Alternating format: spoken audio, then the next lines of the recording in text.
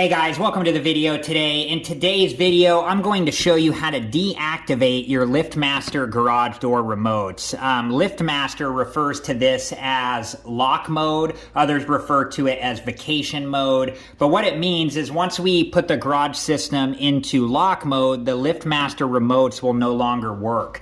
And LiftMaster says this is, a feature that's for added peace of mind for when the home's empty, such as vacation. And so I think that's where the people came up with vacation mode. So, the things that still will work is the keyless entry, the keypad where you punch in your PIN, and the garage door control panel on the wall. So the button, right next to your door that opens and closes the garage door.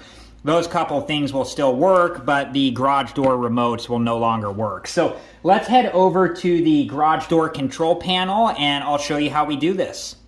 All right, guys, so this is the garage door control panel, and there's a little cover here, and it just lifts up like that, and there's a button in here that says lock. And you'll notice right now that the light here is just on. It's just solid. It's not blinking or anything like that. So what we're going to do is we're going to hold down the lock button for 2 seconds. And when we do that, the light starts blinking. So once this is done, now our garage door remotes will no longer work. So let's go ahead and test that out.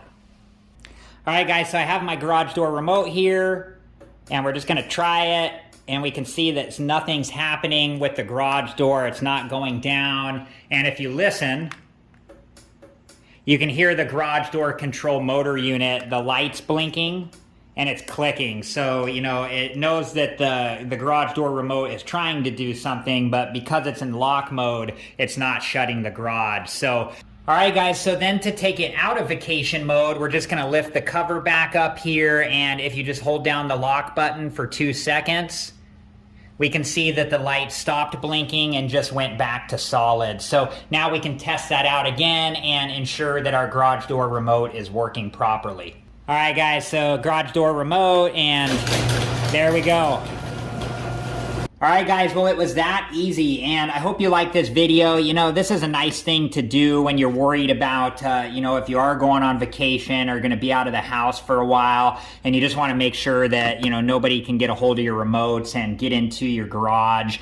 This is just a good way to be able to, stop these from working, and it's a nice feature that LiftMaster added to their, garage door openers. So I hope you guys like this video, and thank you so much for watching.